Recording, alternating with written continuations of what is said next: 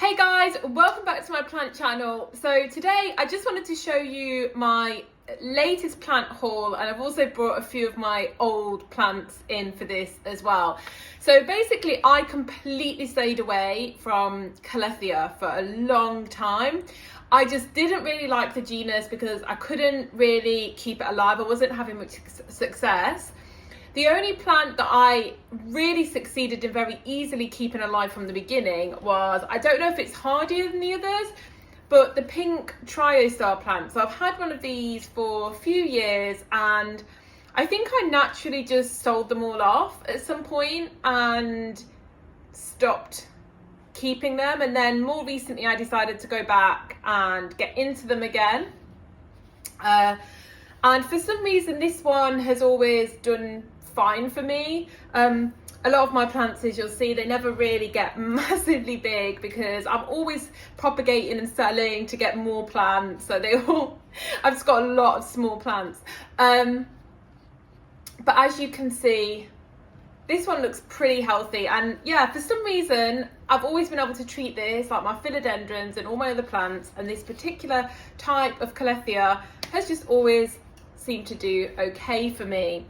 But then I got tempted today by two more and just before that I got tempted by this one. So what got me back into Calathea was actually this plant here, which is it's the Calathea orbifolia, otherwise known as the orbit peacock plant.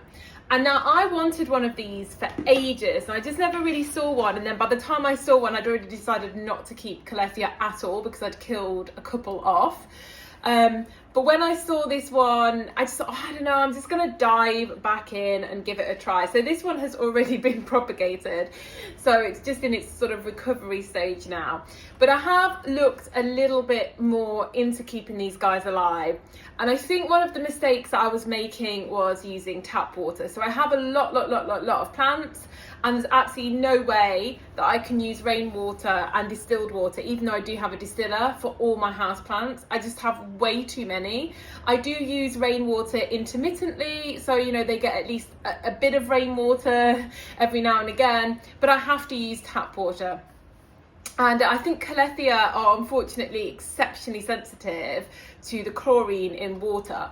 So I think this time round, I'm going to, maybe not all the time, but at least a significant amount of the time, try to focus my distilled water on the Calathea. And I'm also going to focus on giving them a good spray as well and keeping the humidity as high as possible for them. So that I think is going to be where I'm going to go. There's lots of new growth on this one. So yeah, I did split it off. And then today I bought two new ones. I was first tempted by this one. It's a pink stripe.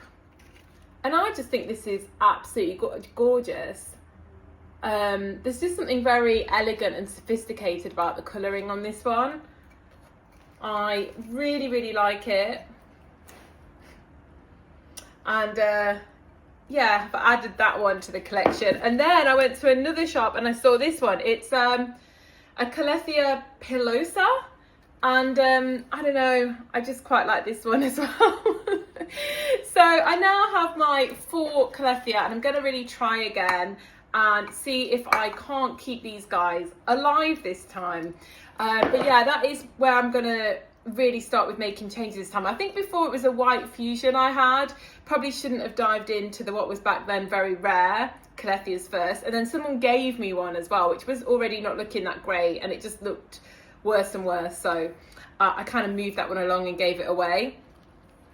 But yeah, fingers crossed that fixing, you know, trying to focus on giving the distilled water to the Calathea will work, and giving them a little bit more humidity, which I have sorted out now.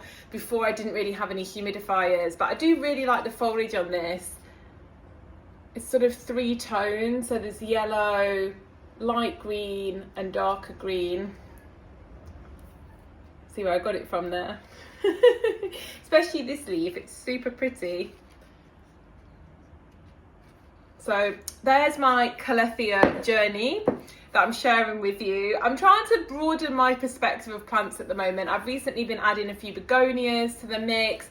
I just got a little bit sick of focusing so much on philodendrons. Once you've got a certain amount of them, you start to want a little bit more of a different challenge and to kind of jump into some different genuses. So yeah, here is my latest Calathea haul, and I will update you with their progress. All right, bye.